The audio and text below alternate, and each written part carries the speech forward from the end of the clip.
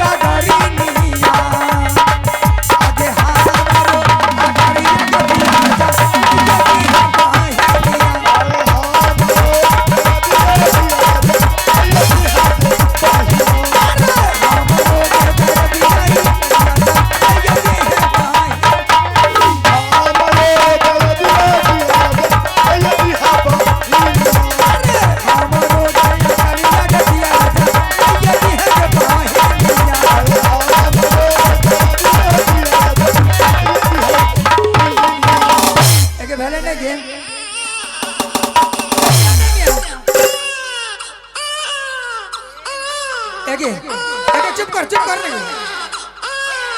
हे बदर खलील चुप करने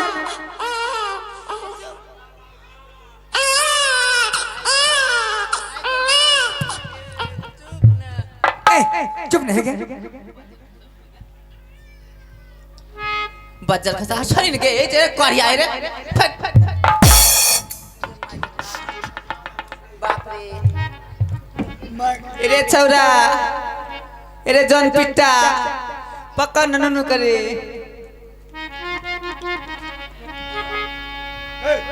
हेगे हे चुप हलन कर की छी गे ये रानी जी लड़का य कई में आ गई ना हां ये एक बाप सने के मुंह यार छे ने गई मैं उ बढ़िया मुंह या ये हाय ने नाक छे ने खड़ा है बत्ती जकन खड़ा य हाय ने सुगा जकन ठोरिया कई में आ गई मामू जी लड़का छे हां सही बात छे एगे एला हमरा बोला आगो माई पहले हम देखना है दियो नहीं तोहर देखने हमें लौट के आवे ना तोरा दे देबो ता एकरा गोतनी हमरा गोतनी छे एकरा साफ सुथरे गरम पानी क्या के धोई धखाड़ दिए अच्छा ठीक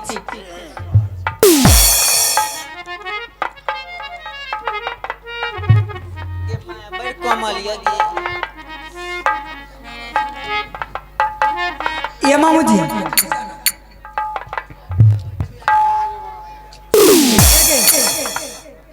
हेगे तू जो लगे हेगे एक बार हेगे रे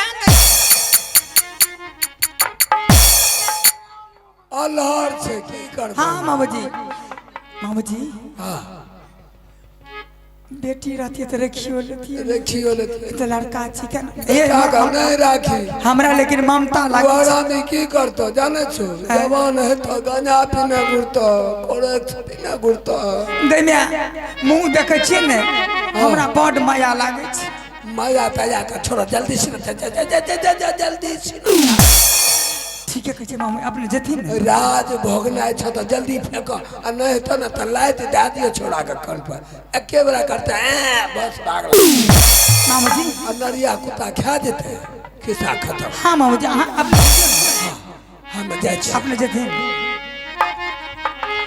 अनमरे चललई सोनमार बीजू बन जंगल के न चललई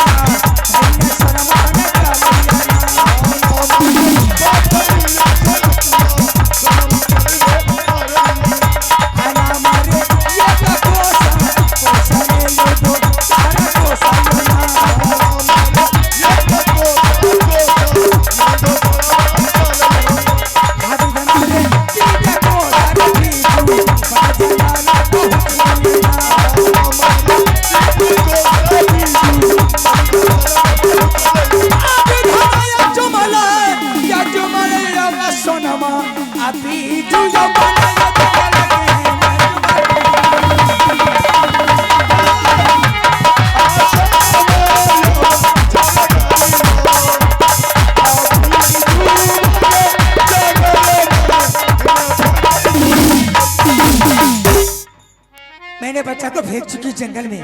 मैं वापस जा रही हूँ गोतनी के पास। अन्ना मारे लौटल सोनमा अपने रे बान बीचना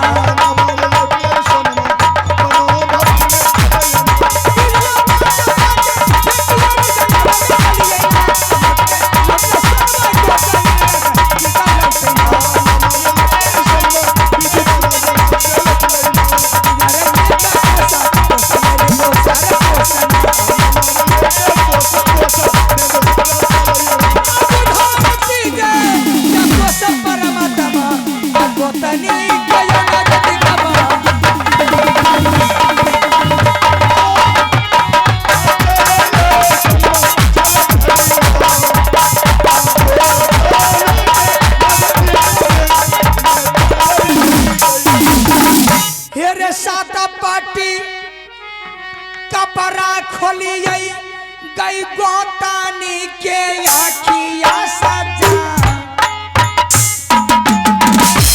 सात पाटी कपड़ा रे दैबा खोलिए रे गोतानी के आखिया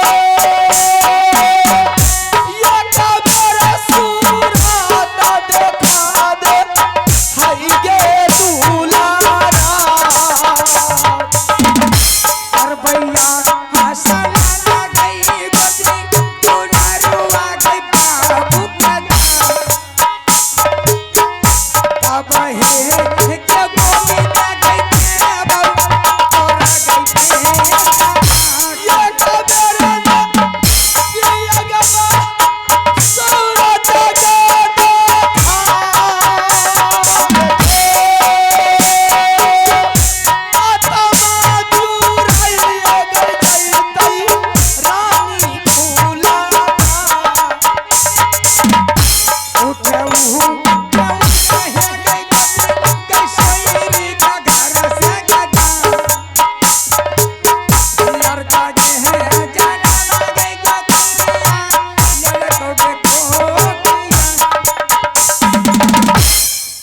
मेरी कोख से जन्म लिया है? छोटी गोतनी तुम्हारी कोख से लड़का पैदा लिया है। सच में? हाँ, जरा सूरत मुझे दिखा दे। मैं वैसे गोदी को अभी नहीं दे सकती हूँ।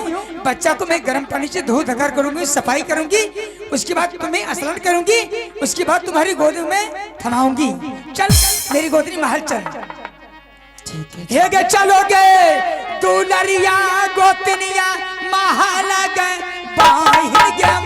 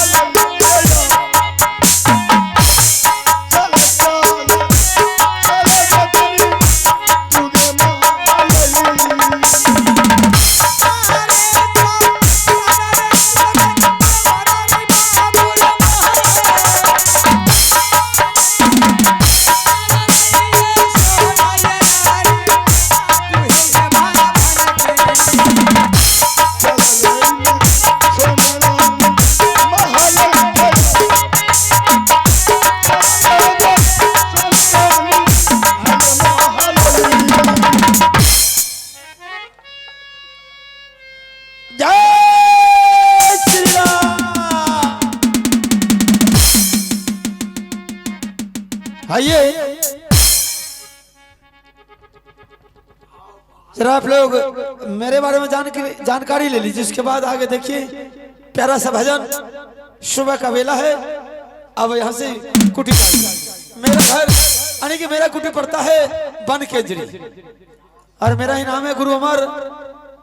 और संत महंतवा का काम क्या है? सत्संग भजन ध्यान भजन करना। चलिए एक छोटा सा भजन, उसके बाद आगे।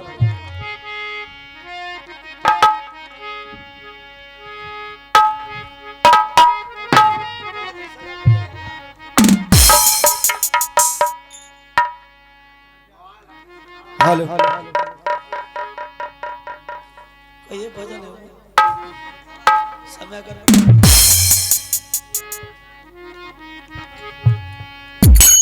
सीताराम भा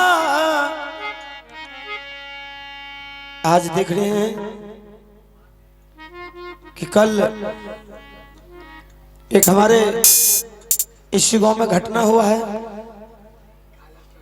और हर इंसान को सोचना चाहिए कि घटना के अनुपस्थित में इंसान को शोक मनाना चाहिए। और मेला ठेला की बात है, 10 मिनट की और बात है। मेला को यहीं विराम दिया जाएगा प्रोग्राम को, क्योंकि मेला मालिक की तरफ से आदेश मिला है। तो हम कुछ भजन से आप लोग को मौका दे रहे हैं, फिर उसके बाद 10 मिनट के बाद आधा घंटा के बाद अंदर ही प्रोग्राम बंद कर देंगे। आज वही मृत्यु का आत्मा के भजन है और किसी को कोई साथ जाने वाला नहीं। वही भजन आप लोग को सुबह सुबह में भेज। सीताराम भाजा सुतर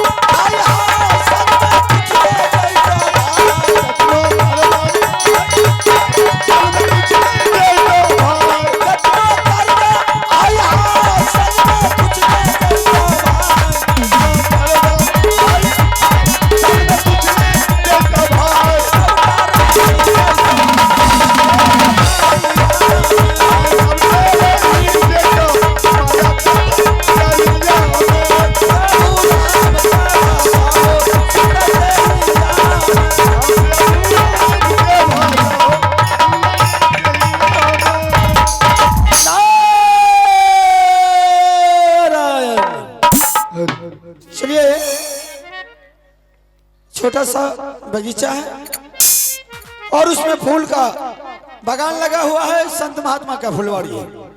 सुबह के बेला है, हो सकता है फुलवाड़ी को सिंचाई भी करनी है। चल करके देखता हूं। गोविंद जय जय गोपाल जय जय गोविंद जय जय गोपाल जय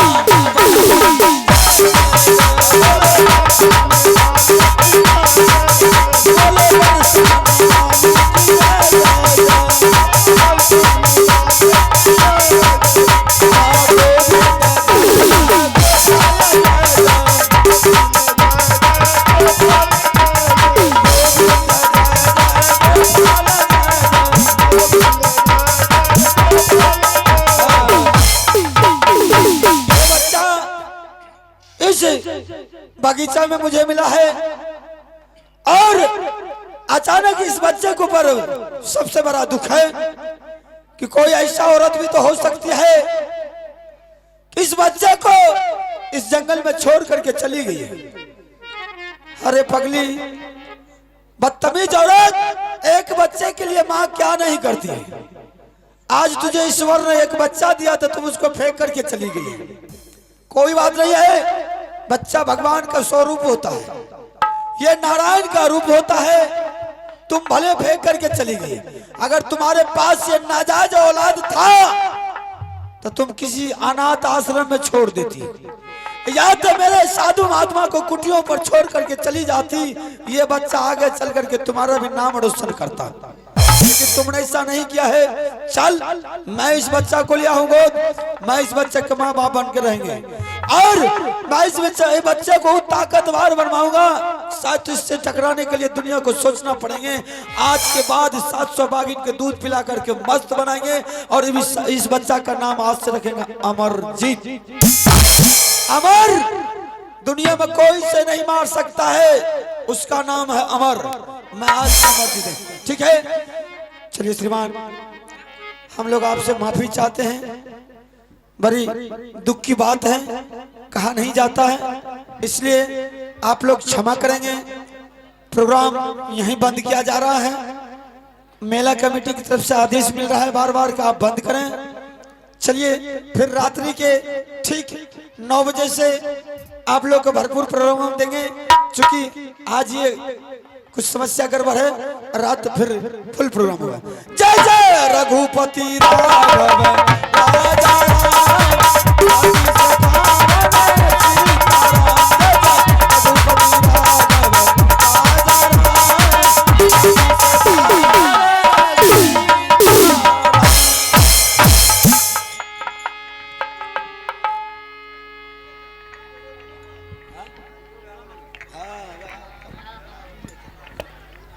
जलेल के